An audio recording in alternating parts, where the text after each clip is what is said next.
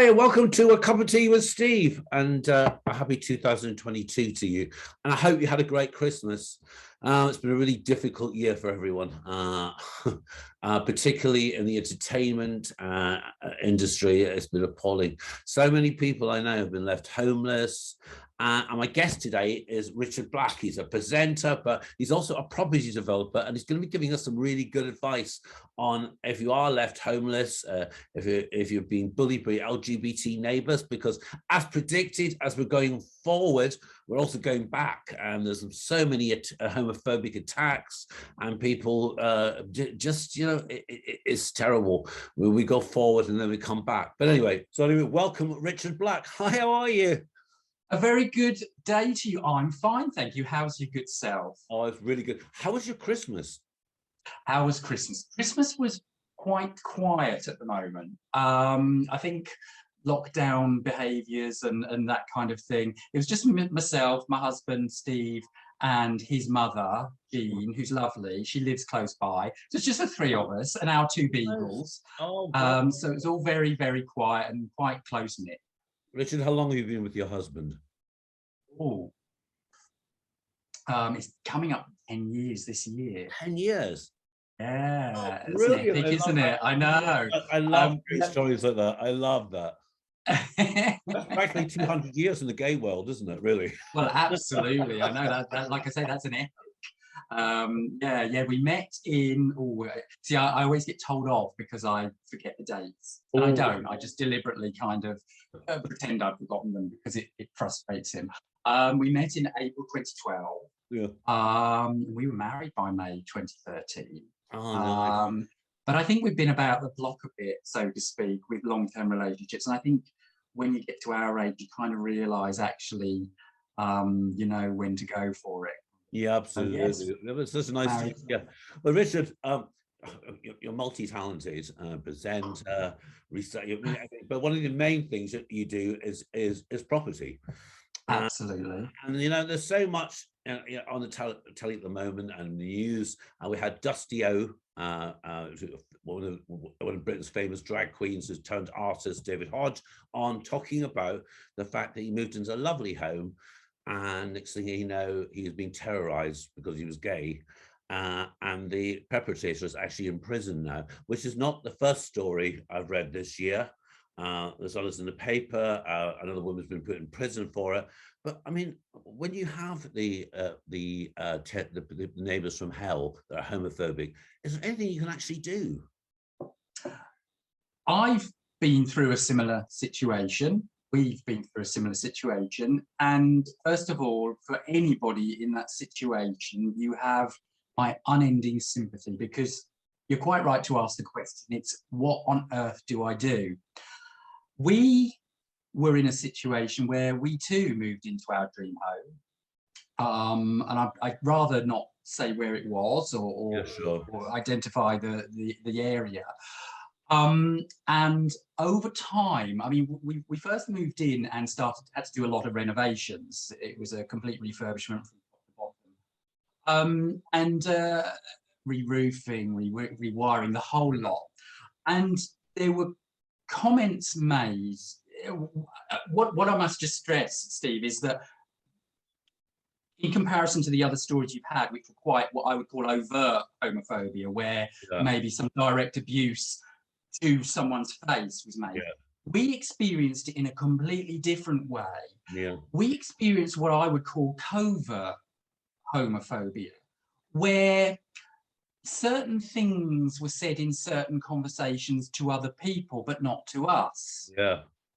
And this started to snowball alongside the very visual effect of us doing a lot of work to this house. There seemed to be this kind of unpleasantness towards us, and this came out in a conversation where my partner had with one of the neighbours, and it was just a generic over the garden fence style conversation, and then the neighbour happened to just say out loud, "Well, it's okay, I defend you."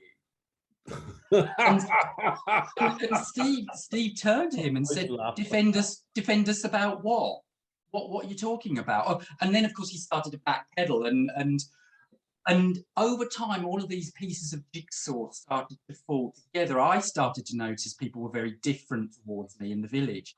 And it just got worse as time went on. And the crux of it came when other neighbours started to submit planning applications to develop their homes, to improve their homes, to expand, all the rest of it. And if we were to make comments, we would get absolutely vilified. Yes, of course, yeah.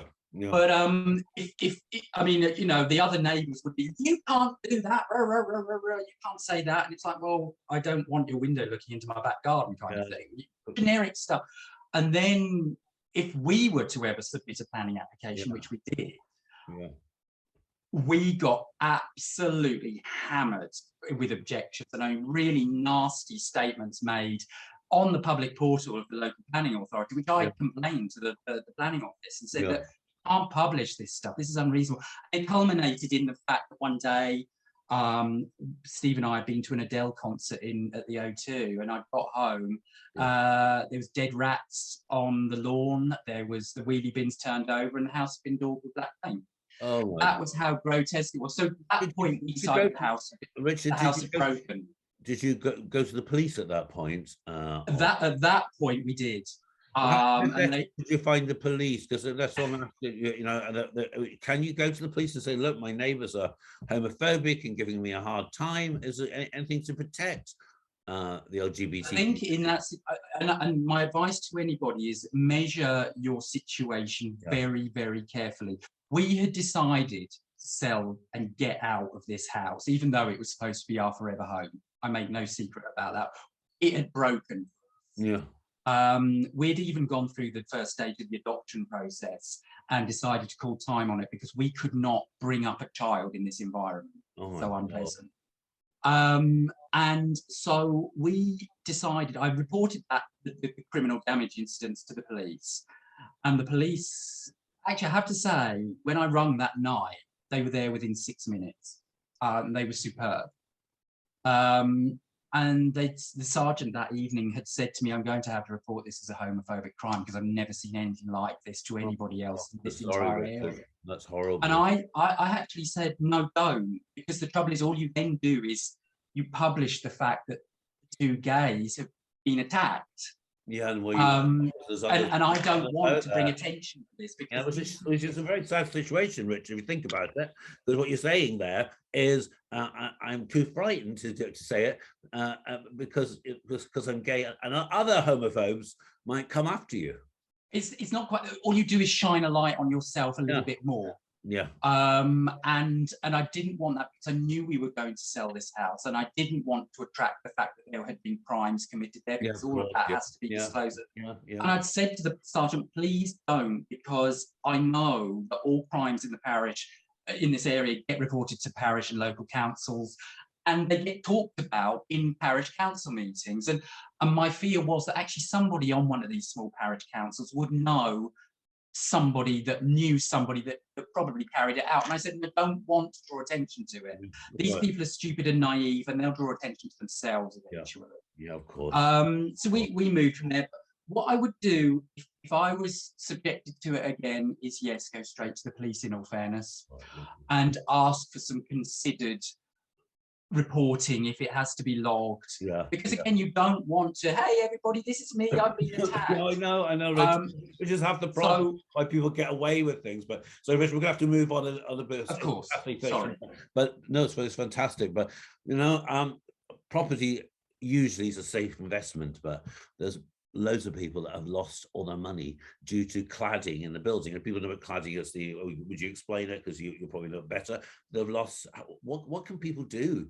That you know. I think it's a very topical issue. I think it's a terrible problem. I think if you have bought an apartment that is in a tower block where one of these cladding issues has occurred, where quite clearly the cladding has got to be taken off, replaced with something a little less dangerous. First of all, please don't panic. There is legislation in place, and I think if you do a quick web search on cladding government response, there's quite a clear page that will detail to you, that I checked through last night actually because I've come up today.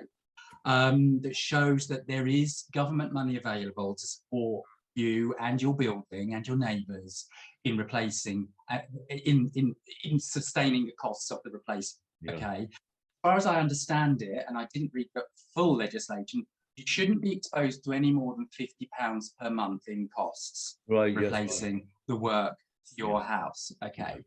You haven't lost all the money, I'd argue, because basically your house is still worth what your house is still worth. Yeah. It's just that somebody's got to come along and make some change before you can sell it. How long that will take, who knows? I mean, we're talking an extra, but it, if you're in any doubt, the first thing I'd do is pick up a phone to a solicitor, and ask for clear legal advice. That's a really interesting subject, though. Solicitors, people get scared instantly to hear the word, because they think they not only have they think they've lost all the money through the cladding. Many people in this day and age are living on a breadline, and they call a solicitor, instantly think, oh my God, it's going to cost me a fortune, more debt. I think, given the sums of money getting things wrong can cost. Yeah. There are lots of firms out there that would give simple, straightforward advice. Yeah. One-off meeting, a first hour free, that kind of thing. Yeah. I know the gay community and the LGBTQ plus community. There are very, very well advertised law firms in your locality that would help you and support you and receive calls from you and happily advise you in whatever scenario you find yourself in, and then give you an indication of how much it's going to cost to represent you going forward. Yeah, sure. It might be a simple answer that you're looking for. So again, don't be scared, because these people are there to help you. Yeah. And if in doubt, get a second opinion. There are lots of law firms out there. Well, does Citizens Advice Bureau help with something like this, Richard? Absolutely, and there are charities. If it's a housing matter, organisation. I mean, we've sponsored Shelter, Stephen and I, for I think what am I now, 46 years old, and I know Stephen sponsored them for 30 years. Since he ever first bought his first home. Shelter are very good, and if not, they will forward you on to another organisation, more locally perhaps, that can support you. So please don't panic. There is always someone out there to help, including the Citizens Advice Bureau, as you quite rightly say. That's fantastic. But listen, one of the things that on the LGBT community is, no kid ever tells their parents they're gay, and they get open arms, say congratulations, so thrilled for you. Many young gay people spend Christmas on the streets because they're thrown out of home. Those that are allowed to stay, sometimes their lives turn to hell. Because they're totally told they're not good, and what they're doing is wrong. How can a young gay teenager find somewhere to live who's got nothing? That's a difficult one. And first of all, if you're in that scenario, I can only sympathise and say how very, very sorry that's occurred. Don't think there isn't any help out there. There are, again, charities that can support you. I mean, if you're in a position where maybe you're in full-time education, you're in some sort of job, go to your boss, go to your employer and say, help, this has happened, what do I do? There will always be somebody in your environment, your best friends, if you're a part of a social network of any kind, go to them and say, look, I'm in this, but please don't stay in a scenario where you're facing abuse of any kind, whether verbal or physical. Feel good about yourself. I mean, again, you mentioned Shelter, I know you can contact that, and I think the council can also, if you go to them. Your local authority. I mean, believe it or not, Steve, it's illegal to make somebody homeless in this country. Which lends itself to a fact that we should have no homeless people, but we do. And that's a sad fact. But there are organisations of all kinds, the Citizens Advice, your local authority, and actually, you know what? If in doubt, go to the police station. Go to the police station, because there will be somebody, some organisation the police can contact for you and put you in touch with emergency housing, emergency shelter, where you won't be exposed to danger. Now, Richard, a quick question. How would you buy your first property? So you want to go on the property ladder? I would right now, if I was back in those days long, long ago when I was 21 and purchasing my first So your home. first flat was 21. I I know you built your own Lego.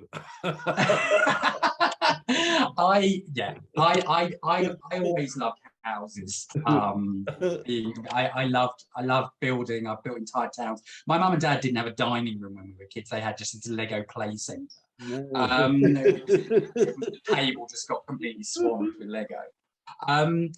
If I were to buy now, I would be doing it very, very carefully. On my podcast, Homework, I go through a very, very simplistic 6-stage process of actually looking for a house before you even put your iPad down and gone out to look at one. Simply to unpick what you should be after and what you shouldn't, what you can afford, what you can't, and what you should be looking for. Again, actually, even going back to your first question about the neighbours from hell, there are certain things going on online that you can find that think, actually, there's no way I'm going to move there. Look, this person that's living there has already had a pain in the backside from next door. So even that simplistic stage, that 6-stage process, is the first step. Secondly, I'd actually just go out and find a mortgage broker and ask him or her, and they tend to do it for free, how much can I borrow?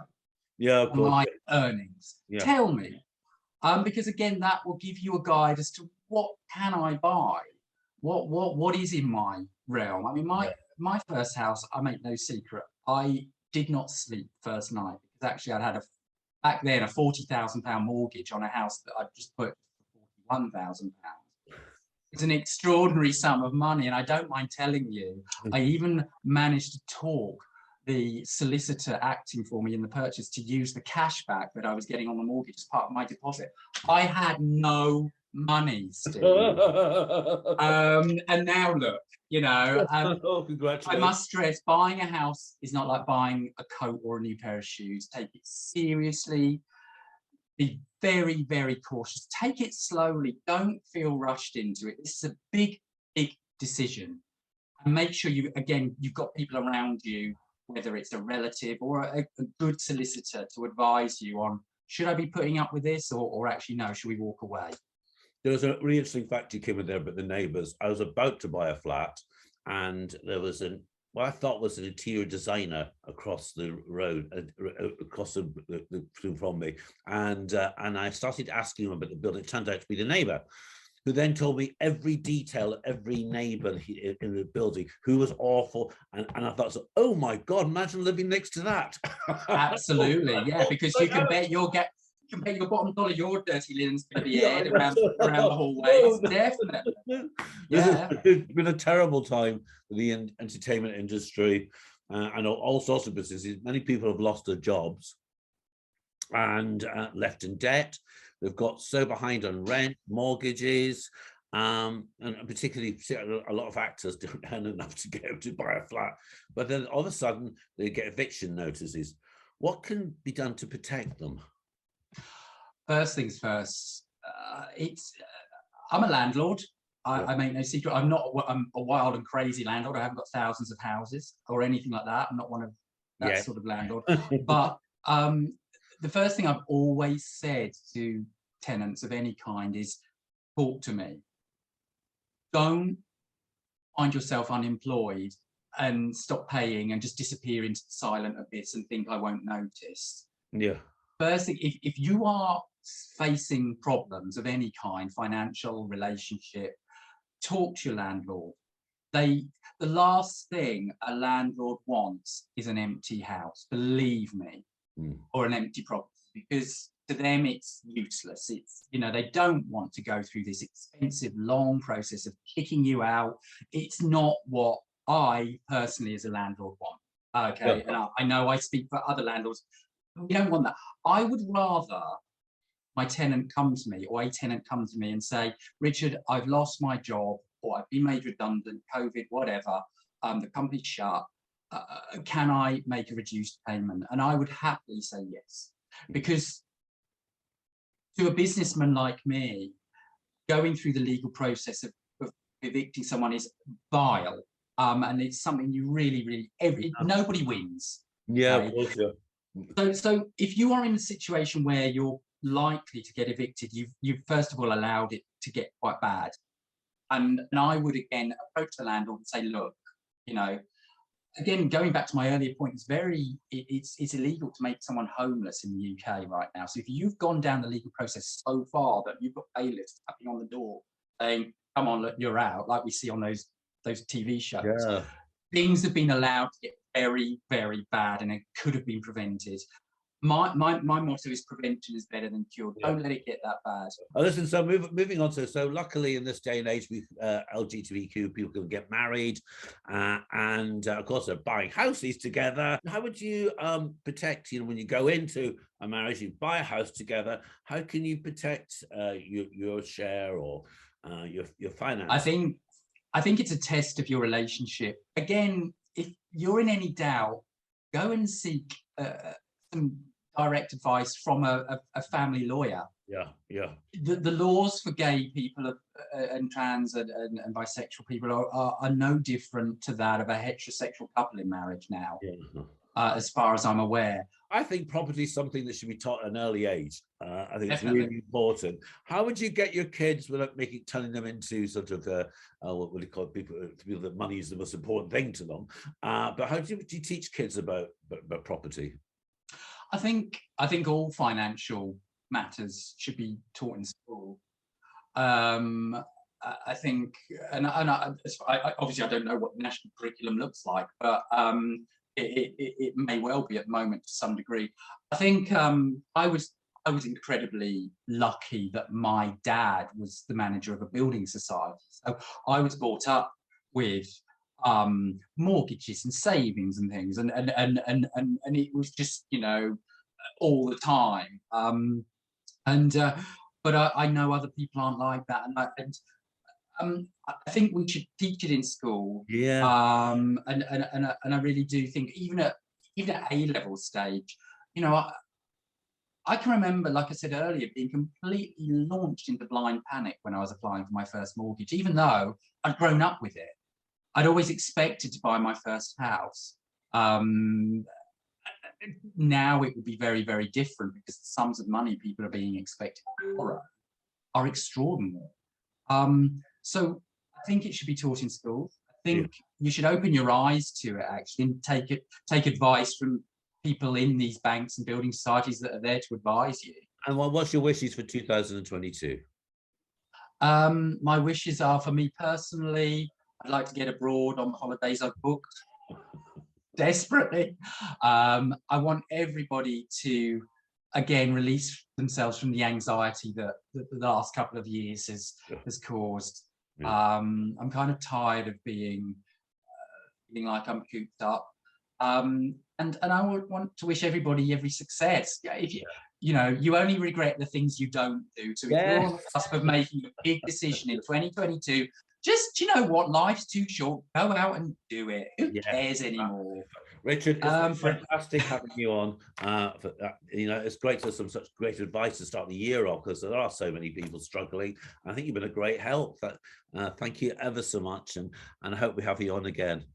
Thank you very much. It's a joy to speak to you, and as always, take care of yourselves.